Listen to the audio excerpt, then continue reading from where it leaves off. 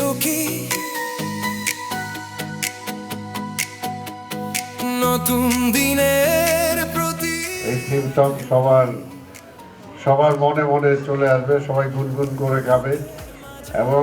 12 তারিখ সকাল থেকে সারাদিন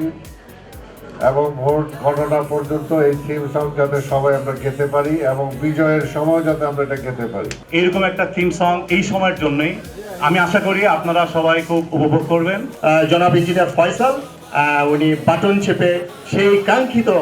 সং যেটার জন্য আপনারা সবাই ওয়েট করছেন সেটি শোনানো হবে।